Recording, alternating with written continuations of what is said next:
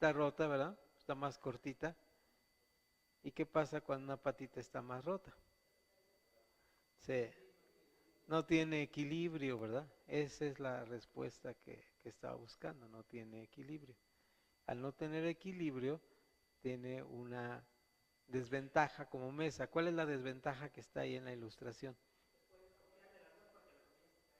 Sí, pues lo más seguro es que se nos caiga lo que está arriba de la mesa. Bien, en la predicación normalmente necesitamos 4 patitas para que no se nos caiga la comida. La tabla significaría la palabra de Dios o el Espíritu Santo y las patitas 4 cosas que voy a decir ahora. Entonces ahí las 4 cositas que vamos a mencionar son muy importantes, ¿verdad? Entonces tenemos esta imagen de una mesa que estamos imaginándonos aquí, de 4 patitas, pero una de las patitas se cae y entonces está endeble. ¿Qué pasaría si esta mesa no tuviera la patita de allá? Se inclinaría para allá, ¿sí? Entonces tenía peligro que mi mochila se fuera, mi celular se fuera. Entonces, si comparo, hago esta alegoría, ¿cuál es la palabra que utilicé? La palabra alegoría, ¿sí? Significa que no es esto, pero que nos está ayudando a entender algo. Si yo hago esta alegoría, entonces la predicación es semejante a una mesa que tiene patitas, ¿verdad? Entonces voy a mandar a los compañeros ahorita permítanme un segundo, aquí rápidamente.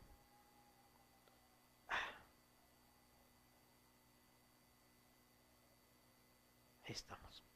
Entonces, no le hagan caso a ustedes, para nuestros compañeros. Entonces tenemos aquí esta mesita con las 4 patitas que dijimos que es la predicación. Ahora voy a dejar un poquito la ilustración aquí y voy a ir a mis notas. El arte de predicar, introducción, tipos de mesas. Ya hablamos de las mesas de 2 patas, como la que tiene nuestra hermana, las de 3 patas, que son, creo que aquí vi una de 3 patas, ¿verdad? Ese es el ejemplo de una mesa de 3 patas, ¿ok? Y las de 4 patas, que son las convencionales, y las predicaciones, pongo aquí, son predicaciones que tienen que tener 4 patas. Paso a explicar las 4 patas de la mesa y voy a explicar la última pata, que es la que tenemos rota generalmente en las predicaciones. ¿Queda clarísimo eso? Vamos a explicar esa 4. Como las 3 patas que ya tenemos firmes no son tan fáciles de comprender, voy a tratar de hacer una analogía también de lo que es esta palabra. No entraré directamente a las palabras, sino simplemente voy a explicar las palabras de las 4 patas. Si son palabras muy complicadas, me levantan la mano y me dicen, maestro, vengo mañana, porque no entendí de lo que se trata, ¿no? Entonces, vamos a ver estas palabras. Primera palabra, o la primera pata de nuestra mesa, ya es una palabra que hemos escuchado anteriormente. La palabra es la palabra exégesis. Exégesis.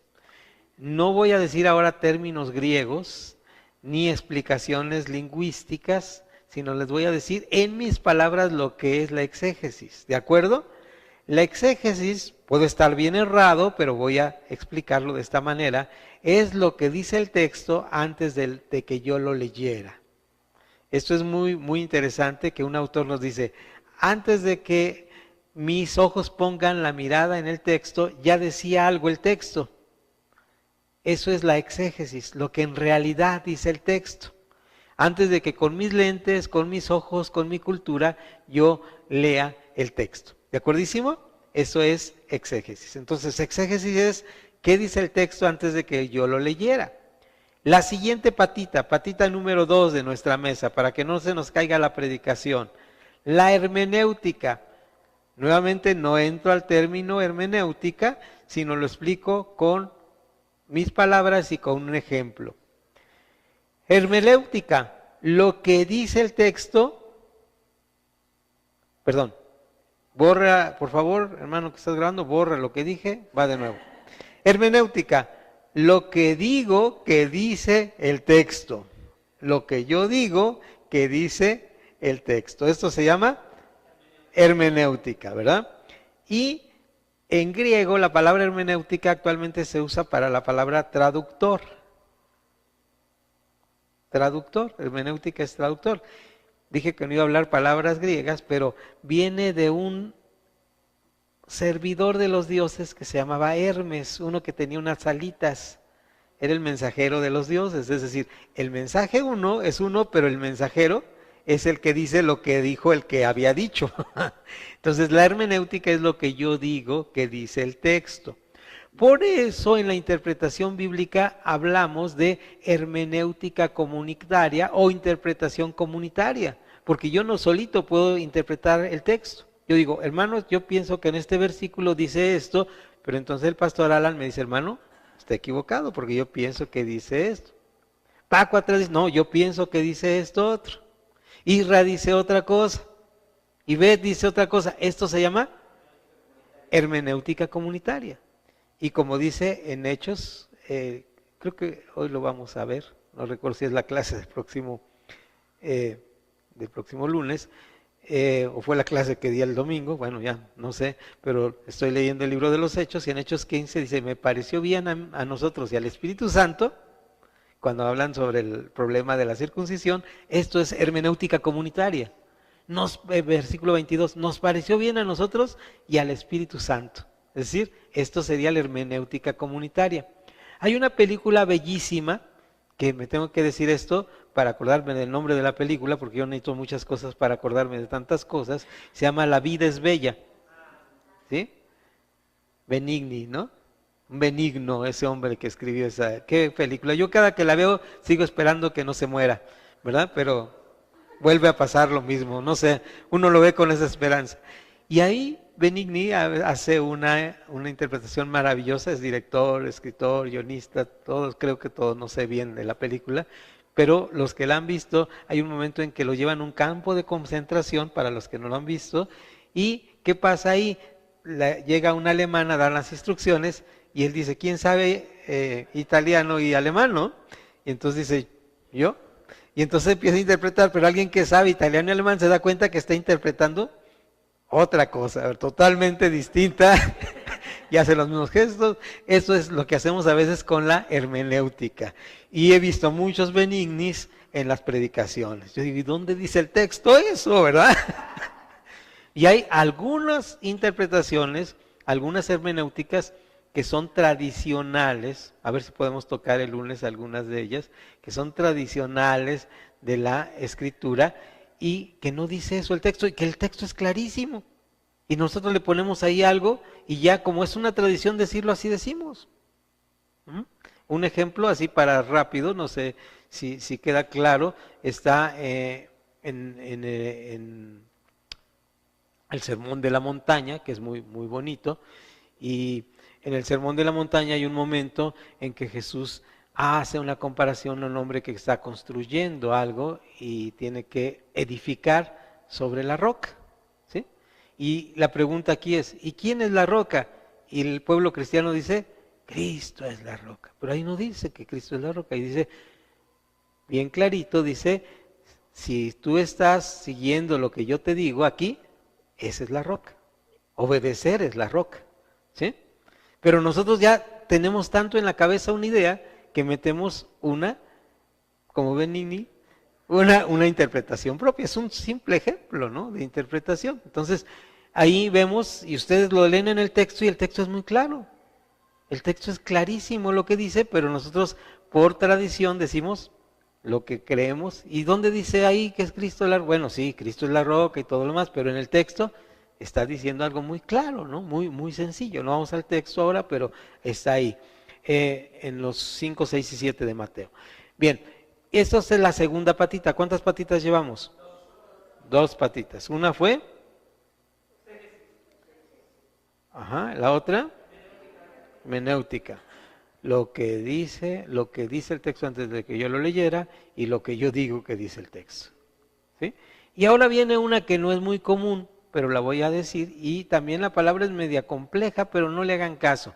Bien, la palabra viene de una misma raíz, que es la misma raíz de la palabra nuestra que tenemos, la palabra semilla, como dicen los guatemaltecos, ¿verdad?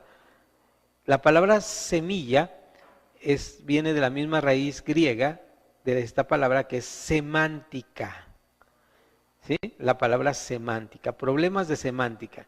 Y esta la voy a explicar, es más complejo de explicar la semántica, pero lo voy a explicar lo que dicen los otros que yo dije.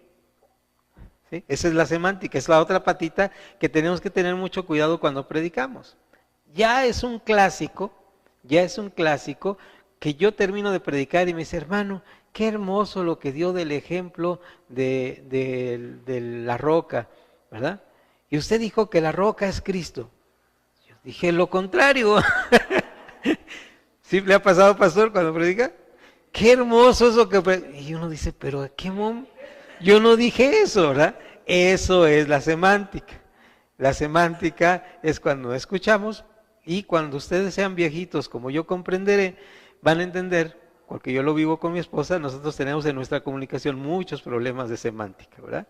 Yo digo una cosa y ella entiende una cosa, otra cosa, ¿verdad? Y ella dice una cosa y yo interpreto muchas veces otra cosa, ¿verdad? Entonces, por ahí me enseñó el otro día una cosa que no debería decirle en público, pero así se llaman memes, ¿no? De un señor que le dice, saca la carne afuera, y la saca pero fuera de la casa, ¿no? En lugar del refrigerador, porque así somos los hombres. Bueno, seguimos adelante. 3 patitas, las recuerdo para que no se me olviden. Una es la exégesis, que es lo que dice antes del que yo oyera, hermenéutica, que es lo que yo digo que dice, y la semántica, que es lo que dice la gente que yo digo. Ahora, vamos a una cuarta patita que no tiene que ver con decir, sino tiene que ver con el final del objetivo del sermón. Y para este punto, que es el cuarto, que es más importante en nuestra plática, en nuestra charla, el punto es que es un reto explicarlo. Es un reto explicar este punto. Así que tendrán que poner así su máxima atención para explicar este punto. Es un reto. Y la palabra es retórica. ¿Sí? La famosa retórica. Y es un verdadero reto explicar la retórica. Bueno, hay un autor, no voy a decir nombres de filósofos, porque es horrible de estar diciendo Aristóteles, pero hay un filósofo por ahí que hizo un libro que es sobre retórica, porque él comunicaba a través del discurso.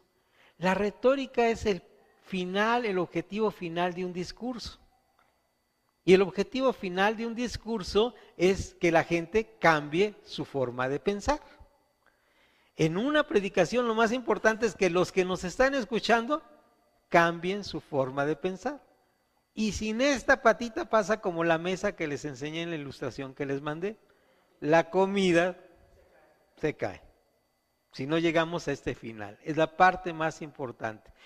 Se llama conclusión, se llama aterrizaje, se llama muchas cosas. Lo vamos a ver en nuestro curso de El arte de predicar. Pero fíjense bien que esta es la parte más importante de la predicación.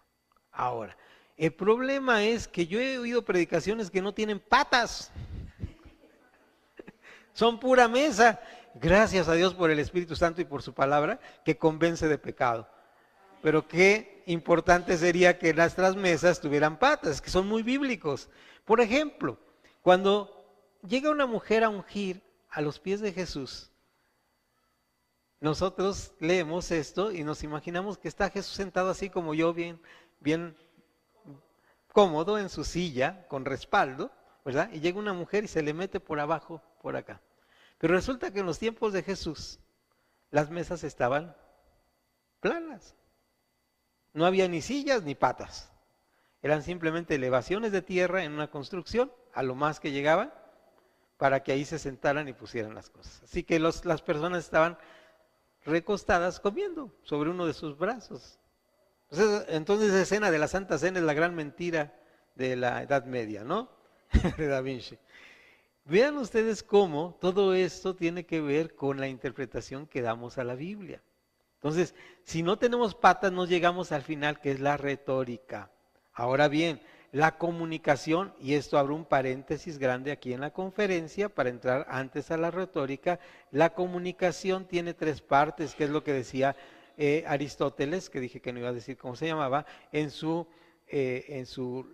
retórica, en su tratado de retórica. Y las tres partes eran tres actores implicados: el orador, el discurso y el auditorio. Eso es lo que decía Aristóteles. La comunicación moderna nos habla de el emisor, quien habla, lo que anuncia, que le llamamos el mensaje, y la persona que escucha, receptor. Así que tenemos emisor, mensaje y receptor. Cuando nosotros predicamos tenemos que tener eso en cuenta. Cuando yo les hablo aquí y vengo con ustedes y les digo, voy a dar un ejemplo de la mesa de 4 patas, sé que en nuestro país son comunes las mesas de 4 patas. Si tuviera entre los esquimales, los hermanos esquimales, donde no usan mesa, pues me dirían, así que bueno, ¿verdad? Te entendimos mucho y te entendimos. Entonces, volvamos a la retórica. La retórica se usa para la oratoria, en un discurso, para construir un argumento que llegue a una finalidad, que es convencer al otro, ¿verdad? Convencer al otro o que el otro cambie de su manera de pensar. Si una persona cambia su manera de pensar, quiere decir que mi predicación tuvo éxito, ¿verdad? Entonces vamos a ver unos ejemplos bíblicos, ¿les parece? Los vamos a ver así en manera somera y rápida, pero porque son comunes si ustedes los conocen, sobre todo por eso, ¿no? Sobre todo por esa parte que es la parte de conocer esta situación. Vamos ahí a ver si Jesús usó la retórica. ¿Será un reto saber si Jesús usó la retórica? Sí, va a ser un reto. Y puede haber muchos ejemplos. Seguramente si usted le pregunta a mí no me dejan usar, ¿cómo se llama ahora? Inteligencia artificial generativa, ¿no? En mi estudio no me dejan usarlo, pero me dejan usar mínimo Google académico y si le pregunto seguramente me vendrán algunos ejemplos ahí, algunos libros, pero pues están muy denso. Así que mejor traje un resumen de lo que yo me acuerdo en mi cabeza, ¿de acuerdo? Si ustedes encuentran más, pues ahorita los aportamos. ¿Jesús usa la retórica? Es una pregunta importante. Dijimos que retórica significaba argumentar para llegar a un final. Entonces, como esta patita es muy importante en las mesas de 4 patas, ¿verdad? Es muy importante, le voy a aplicar más fuerza a esto.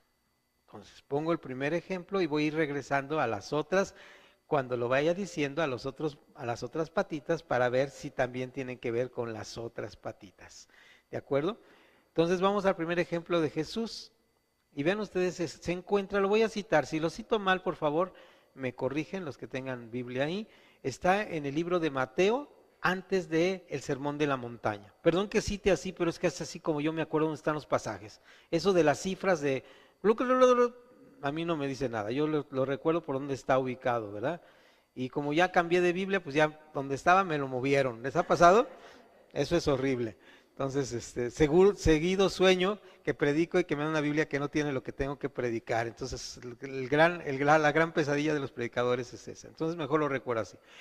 El libro de Mateo tiene un primer sermón, que es el Sermón de la Montaña, que está en el capítulo 5, 6 y 7. Antes de ese sermón, en el capítulo 4, los últimos versículos, debe ser por ahí por el versículo 20, 21, 22, 23, por ahí hay un momento donde dice que Jesús recorría todas las regiones haciendo varias cosas. ¿Cuáles eran las cosas que hacía? La primera cosa que hacía es que enseñaba. ¿Sí? Dice, estaba proclamando, lo primero que estaba haciendo era enseñando. Esta es una parte importante de esta. Ahora, ¿cuál de las patitas que estuvimos diciendo? Recuérdenme las patitas, ¿cuáles eran? Exégesis, hermenéutica, semántica, retórica. ¿Pero qué significa? La primera, exégesis. Ahí está la primera patita que usaba Jesús. Él se va a enseñar el evangelio desde el origen, ¿verdad? ¿Qué es lo que decía? Él iba a predicar el reino de Dios. Aquí venía Jesús. Los fariseos de su tiempo pensaban que él venía a restaurar el reino a Israel en forma física.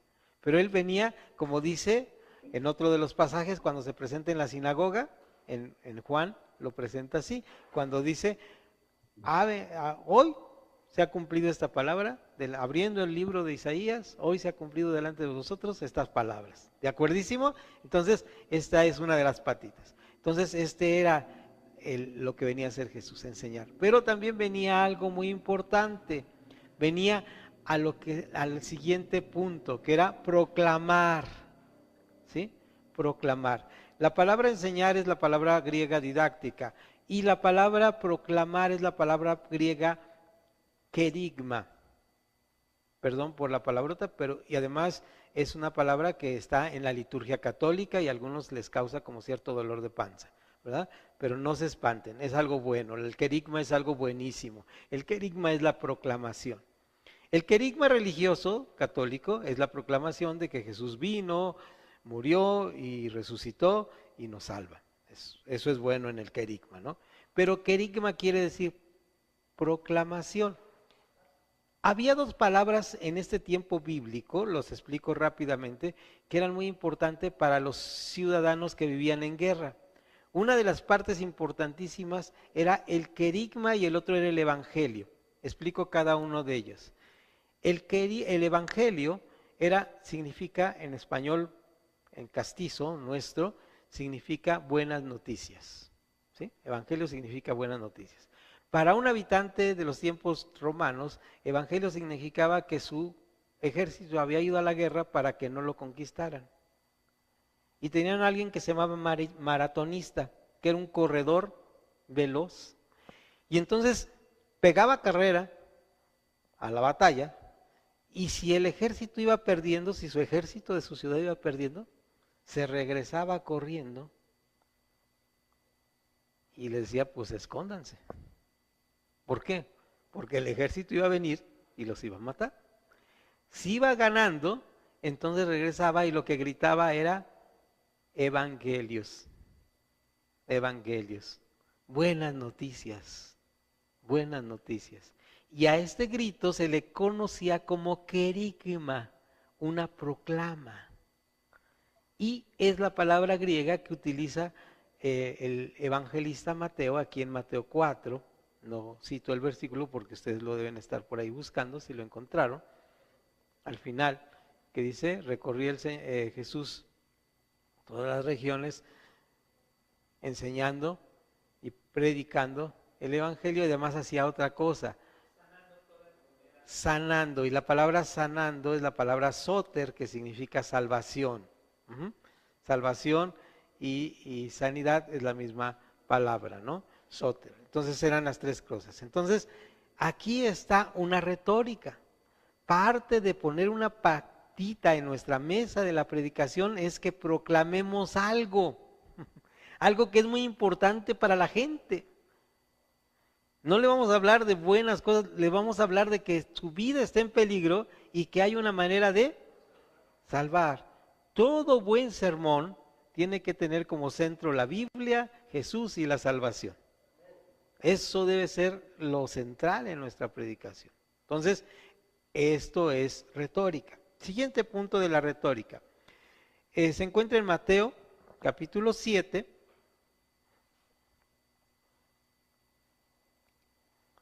¿Alguien me lee 7, 1, 2 y 3, por favor, de Mateo, para recordarme cómo empieza este capítulo 7 de Mateo? Me acuerdo, pero vamos a ver cómo. Adelante.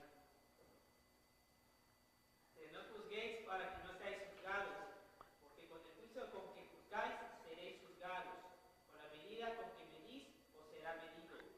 ¿Y por qué miras tú la paja que está en el ojo de tu hermano y no echas de ver la viga que está en tu propio ojo? Bueno, a esta es una parte donde empieza a decir algo que les está llamando la atención mucho a Jesús, ¿no? Pero vean ustedes cómo vamos a encontrar más retórica, porque luego sigue con otra parte. Esta es la parte que recordamos, ¿verdad? No quites la paja, no estés mirando la paja porque tú tienes una viga. Luego, además de esto ya es, vamos a la segunda patita aquí. ¿Cuál era la segunda patita? Hermenéutica. Voy a interpretar lo que dice aquí. Yo voy a interpretar, ¿sí? No lo dice ahí, pero yo digo, pero no dice que no la quites después de que la quitaste, ¿verdad? ¿Sí? Eso es lo que yo digo. Eso se llama hermenéutica. ¿Sí? Estoy haciendo una interpretación. Yo digo, ahí no dice, el texto no lo dice, exegéticamente lo dice, pero yo digo, pero ahí no dice que ya que se la quita, ya que te quitases la viga de tu ojo, entonces sí vayas y ayudes a tu amigo, ¿verdad? Con la pajita que tiene. Entonces, haz las dos cosas. Bueno, seguimos adelante. Sigue, Pastor Alan. ¿O cómo dirás a tu hermano, déjame sacar la paja de tu ojo, y he aquí la viga en el ojo tuyo? Ok, sigue, sí. Hipócrita, saca primero la viga de tu propio ojo, y entonces verás bien para sacar la paja del ojo de tu hermano. Ok, sigue porque vamos hasta casi el 10 o 9, por ahí así. Sigue. No deis lo santo a los perros, ni echéis vuestras perlas delante de los cerdos, no sea que las pisoteen, se vuelvan y os despedacen. Pedid y se os dará, buscad y hallaréis. Hay un alto. Ahí recordamos este 7 por estos de la paja y por pedir y se os dará. Pero, ¿qué dice adelantito ahí? Algo muy importante. Llamad y se os abrirá. ¿Seguimos? Porque todo aquel que pide, recibe.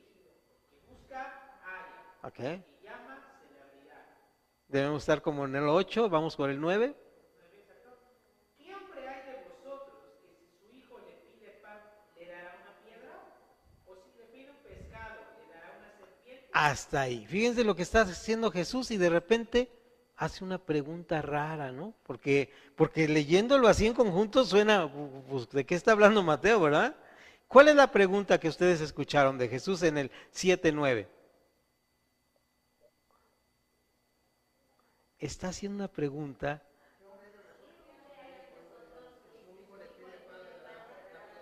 Está hablando de lo que dijo, que Él nos va a dar todas las cosas. ¿Qué está pasando? ¿Qué es la retórica? La retórica es adelantarnos a lo que la gente está pensando. Porque cuando a usted le dicen, sé lo que estás pensando, usted piensa, ¿y cómo sabe lo que estoy pensando? Entonces uno ya adivinó lo que está pensando.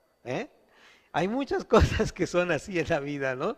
Entonces, Jesús está no usando una psicología barata, sino está diciendo, estas personas no están creyendo que mi Padre les va a dar todas las cosas. Y hace algo que se llama una pregunta retórica. Una cuarta patita en nuestra mesa de la predicación es muy importante hacer preguntas retóricas. Preguntas que la respuesta es obvia y que lo van a llevar a uno a una reflexión. Esta de Mateo capítulo 7, la pregunta de Jesús, ¿quién de ustedes, si su hijo le pide un pan, le va a dar una piedra? Eso se llama una pregunta retórica. ¿Ven cómo es todo un reto entender la retórica?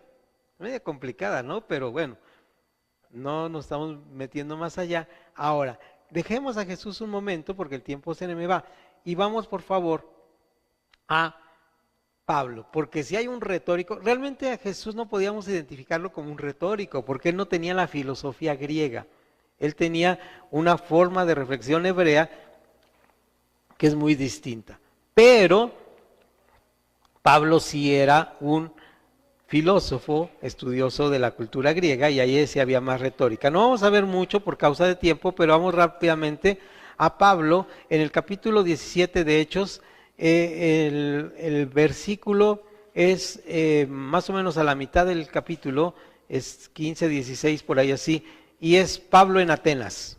Dice que sus amigos se fueron y lo dejaron ahí solito a Pablo y Pablo andaba ahí por la ciudad, ¿sí? 16, ok, perfecto. Entonces andaba por ahí por la ciudad y de repente Pablo empieza a caminar y empieza a ver cosas y empieza a discutir y a predicarle a los filósofos, ¿verdad? Y a los que se reunían en las plazas. Ahí va más o menos mi recuerdo del pasaje. Y ellos dicen, no, pues mira Pablo, como que nos quieres predicar un Dios o algo, no sabemos de qué estás hablando, una nueva filosofía. Mira, te vamos a llevar al Areópago. El Areópago era un teatro abierto al aire libre, eso quiere decir Areópago, donde se discutían las diferentes filosofías. La parte importante aquí de Pablo es que él empieza a discutir con dos tipos de filósofos, los epicúreos y los estoicos. ¿Sí? ¿Sí son esos? ¿Qué pensaban los epicúreos y los estoicos? Los epicúreos decían comamos y bebamos que mañana moriremos. Es esa filosofía que actualmente la gente tiene, que dice, bueno, viví una eternidad apagado, el día que me apague puedo vivir la eternidad apagado. Así que ahorita vivo, disfruto el presente. ¿Sí? Esa era una manera de vivir, una manera de pensar que llega hasta nuestros días. ¿Cómo atacar esa manera de pensar? Porque ellos creían, hay un dato ahí muy interesante sobre los estoicos, decían, y la gente lo sigue pensando así, aunque sea cristiana, aunque sea católica, en nuestros días piensa así. Dice, háganme cuenta que el ser humano es como mi celularcito que ya se calienta mucho y que tengo que cambiar porque salió el nuevo y entonces necesito uno nuevo y todas esas cosas que pasan, ¿no? Entonces, mi celularcito lo hizo alguien. Pero el dueño, el hacedor, estoy seguro que, yo no creo que esto haya surgido de una explosión, ¿verdad? Ni que millones de años de evolución hayan hecho un celular. Yo no puedo creer eso, digo, alguien lo hizo, ¿sí? Pero ese que lo hizo, no le importa si lo hizo. Lo dejó ahí. Y vamos a decir que este celular subsiste por el ecosistema donde está, que se llama tecnología. La naturaleza, dicen ellos, decían los estoicos. Entonces la naturaleza es lo que mantiene la vida humana y ahí estoy, y lo que hay que hacer es disfrutar la vida, ¿verdad? Y entonces, ¿cómo atacar una predicación? Es una retórica muy interesante. Leer Hechos 17, el sermón de Pablo en Atenas, es muy, muy interesante. Pero él empieza a decir, pues caminando por ahí, noté que son muy religiosos. Alguien que no es religioso, decirle que es muy religioso, es picarle las costillas, ¿verdad? Pero dicen, no es religioso, no crees en Dios, pero estás bien preocupado por Dios. ¿Ah? ¿Qué les parece para un tema para predicar? ¿Verdad? Porque si no creen en Dios, pero están bien preocupados. Están muy preocupados. ¿Se dan cuenta de esto? Esto es lo que pasa con Pablo. Y luego llega a un punto donde usa la retórica en su máxima expresión. Porque la retórica de Pablo aquí habla de algo muy importante. Y esto es, usó los argumentos cerrados que ellos tenían para construir nuevas verdades. Usó sus argumentos cerrados cuando dice, y andando por ahí, llegué a un lugar donde hay una inscripción que dice, wow, ese es un argumento. El que ustedes adoran sin conocerle, es el que yo les anuncio. Esto es una frase hermosa de retórica y de predicación hermosísima. Es conocida en la teología con las palabras latinas que están escritas en la Vulgata latina. Las palabras se escribe ignoto dei, ignoto se escribe, pero se dice en latín, si usted estudia y para sacerdote y va a hablar latín, usan la ñ, cuando está la G y la N junta usan la ñ, ignoto, ¿verdad? Las raíces de nuestra famosa ñ. La ñ española, dejen ver si puedo salirme un minuto, me gusta esto de hablar de esto de la ñ española, es una de nuestras características de nuestro castellano tan hermoso. ¿Y saben por qué se hizo?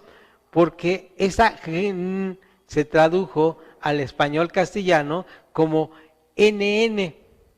Pero como antes todo tenía que transcribirse, a alguien se le ocurrió la feliz idea de ponerle un palito arriba para no escribir doble N. Y ahí apareció la ñ. Bueno, esos son los mitos que se hacen sobre las letras. No estoy seguro de esto porque no estuve en estos tiempos. Regresemos por favor a la retórica. Esto fue una retórica para ver si estaban despiertos. Y entonces regresamos a este punto donde este hermoso sermón usa el argumento cerrados para construir nuevas verdades. Esta patita de la mesa que les mandé al grupo es muy importante. Tenemos que construir esta retórica de verdades que ellos creen falsas, pero cambiarlas en verdades auténticas. La retórica no confronta, la retórica argumenta. No es confrontativa, es argumentativa. ¿De acuerdo? Esto es muy, muy importante en la retórica. Luego de aquí pasamos nomás lo voy a tocar así porque ya me gasté hablando de las señas, lo que pasa en en Hechos 26, Hechos capítulo 26. Recuerdan que Pablo ya está prisionero y va ante el rey Agripa y le cuestiona si le empieza a contar toda la historia y todo esto. Y por ahí al final del capítulo le dice algo muy interesante. Por poco me convences de ser cristiano. Pero antes de decirle esa famosa frase que nos acaba de decir, le dice una frase muy importante. ¿Crees, oh rey Agripa, a los profetas? Yo sé que crees. Fíjate bien, esto es esta parte de la retórica tan importante. Le está diciendo que sí, realmente él cree. Se está anticipando al pensamiento del rey Agripa. Está hablando ante un rey. Pablo está convencidísimo de que él está llamado a hablar ante reyes y las eminencias más grandes. Y él tiene chance porque hay un profeta, Gabo, ¿recuerdan ustedes? Por ahí, antes de su último viaje, que le dice, préstame tu cinturón, te van a amar, así te van a hacer, córrele para el otro lado. Y él que dice, no, yo voy para allá. ¿Ah? Qué valentía, porque él estaba convencido de esto. Entonces está ante Agripa y le dice esta frase que es famosa, ¿no? Por poco me convences, le contesta Agripa, pero le contesta esta frase a una retórica que le lanza. ¿Cuál es la retórica? Ya vamos entendiendo más la palabra retórica, ¿no es cierto? Cuando la dije por primera vez ni yo la entendía, ahorita ya la estoy entendiendo. Bueno, retórica entonces es retar a alguien. En la predicación para esta patita nosotros tenemos que retar a alguien. Este reto se lo da ahí en el capítulo 26, versículos 27, ¿verdad? 27, ok. Y pasamos, ya dejamos ahorita ya la Biblia y pasamos a la última parte. La retórica también significa anteponernos a lo que el otro piensa, como el ejemplo que le dije, yo sé lo que estás pensando, ¿verdad? Y lo que está pensando es, ¿cómo sabes lo que yo estoy pensando? Entonces esto tiene una palabra en la retórica, que voy a tener que decir por respeto a la retórica, pero que no tenemos que aprendernos, pero a lo mejor no la llegamos a aprender. Y tiene que ver con la palabra prole. Así como antes vimos que la palabra tenía que ver con reto, con retórica y todo lo que hemos aprendido, tiene que ver con la palabra prole. ¿Qué es una prole en nuestro español? Sí se usa aún aquí en Ciudad de México la palabra prole. ¿Qué es prole? No, ese es proletario, pero es prole. Prole, vas a tener una prole. ¿Sí se escucha o no? ¿No? ¿Qué es prole? Familia. Prole, lo que va a venir después, es la traducción del griego. Prole, lo que va a venir después. Tienes tu prole, ¿verdad? Tus hijos, ¿verdad? Ahí va la prole, le salió la prole. Entonces, esa es la prole. Pero la palabra para la retórica es prolepsis. Prolepsis. La palabra prolepsis viene de dos palabras que es pro, antes, y lepsis, que quiere decir anticipadamente. Hablar anticipadamente. Hablar anticipadamente. Tiene esta prolepsis, se usa mucho en literatura. ¿Qué es una prolepsis en literatura? Una prolepsis en literatura es cuando usted pone un personaje y habla de este personaje antes, como para decir viene después. Lucas lo usa, ¿no? Cuando dice, y en capítulos 7, 8, Esteban, la muerte de Esteban, ¿no? Entonces ahí está, dice, y estaba a los pies un joven llamado Saulo, ¿no? Ahí está haciendo una prolepsis. Literariamente está diciendo, aguas, ahí viene un personaje. ¿Sí? La prolepsis es esto cuando tú anticipas. En literatura se utiliza mucho la prolepsis. Por ahí hay un caso que dicen, en las películas también, ¿verdad? Es esa prolepsis donde ves que pasa un carro rojo y no sabes por qué pasó, pero lo enfocan y lo siguen y tú dices, algo. Sí, ¿cómo se dice en inglés? Spoiler, sí. Que utilizan, no spoilar cuando alguien le dice lo que va a pasar de la película. Ok, entonces ese prolepsis, bueno, podríamos aprender mejor spoiler, pero bueno, aquí dice prolepsis. Y la prolepsis es esa anticipación de las cosas. En la retórica se utiliza mucho la prolepsis. Es como decir, les voy a decir esto, pero ustedes están pensando otra cosa. ¿Dónde lo utiliza Pablo? Lo utiliza Pablo en Romanos 5, hermoso capítulo. Debemos saberlo de memoria los cristianos. Olvídense de Juan 3:16 y apréndanse Romanos 5 y 6. ¿Sí? Entonces, no 5, 6, 5 y 6. Estoy hablando de capítulos. Mucha atención con esto. ¿De qué habla Romanos 5, por favor?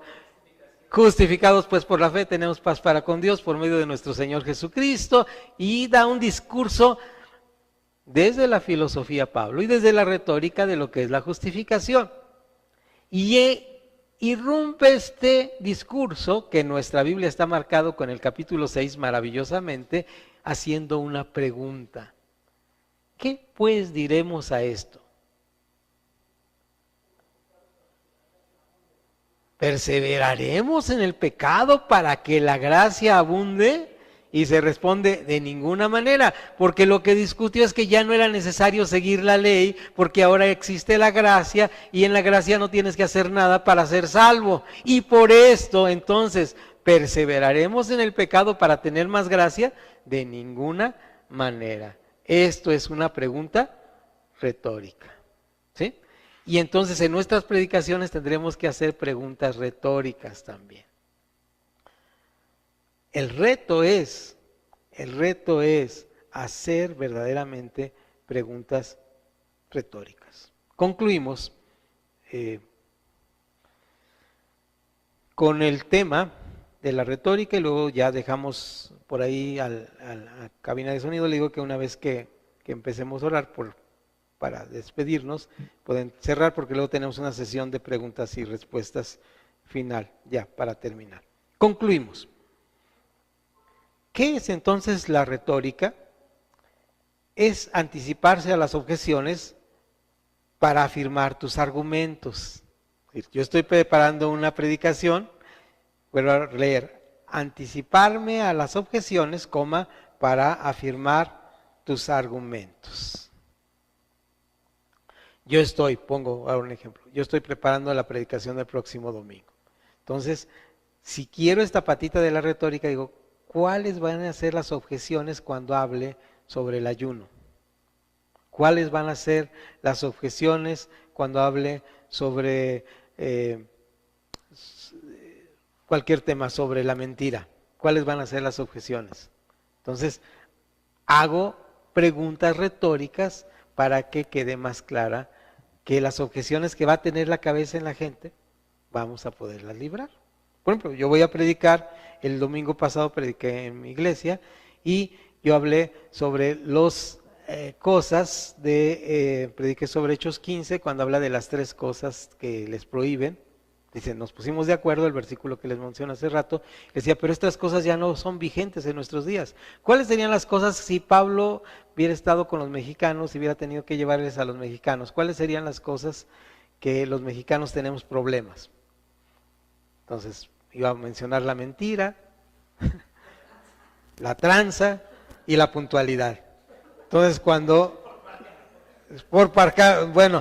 dijimos 3 cosas afortunadamente, ¿no? Entonces, en esta alegoría que hice, tenía yo cuando estaba ¿cuáles van a ser las objeciones? Es que así somos, es que no pasa nada, ¿verdad? ¿Sí? ¿Te dan cuenta? Cómo tenemos que anticiparnos para saber el público nuestro cómo va a estar reaccionando. Y de esta manera puedo poner ejemplos adecuados para llegar al objetivo de mi enseñanza. Una predicación tiene que tener un objetivo de la enseñanza y el objetivo se llama retórica, que la gente cambie. Vamos, ¿para qué predico si la gente no cambia? Si siguen igual toda la vida, mejor los mandamos a otro allá de la esquina, ¿verdad? Ahí la gente no cambia y es feliz. Entonces, necesitamos hacer que la gente cambie. Entonces, vuelvo a leer, anticiparse a las objeciones para afirmar tus argumentos y sobre todo para retar. La retórica reta a la inteligencia. La retórica reta a la inteligencia. Cuando usted esté pensando en esto, a ver, ¿qué manera tengo de retar a las personas que estoy? ¿Cómo son mis oyentes? ¿Verdad? ¿Cómo puedo poner esta patita suficientemente firme para que tenga un buen resultado? Un buen resultado. Yo pertenezco a una denominación y nuestra iglesia surgió como una plantación de iglesias, aquí le llaman misión o célula, pero una plantación de una iglesia, que es donde estoy actualmente, y la iglesia de donde salimos nosotros se llama Reto Internacional, y Reto se llama así por reconciliación total, ese quiere decir, son las abreviaturas de Reto. A los hermanos menonitas les encantan las abreviaturas, ¿no? Entonces, reconciliación total, cuando predica alguien y termina, hay una bonita costumbre, termina de predicar y la persona, oraron por la persona que predicó y cuando termina no pasa a decir la persona, agradecer a la persona que predicó y esa persona dice, gracias hermano, maestro, profesor, Juanito, que no se llaman Juanitos, ¿verdad? Panchito, el hermano Panchito a veces predica también, y por su prédica, y voltea a la comunidad, o a la congregación, o a la iglesia, y le pregunta, ¿en qué les ha retado esta predicación? Es como una liturgia que tenemos, ¿verdad? ¿En qué les ha retado esta predicación?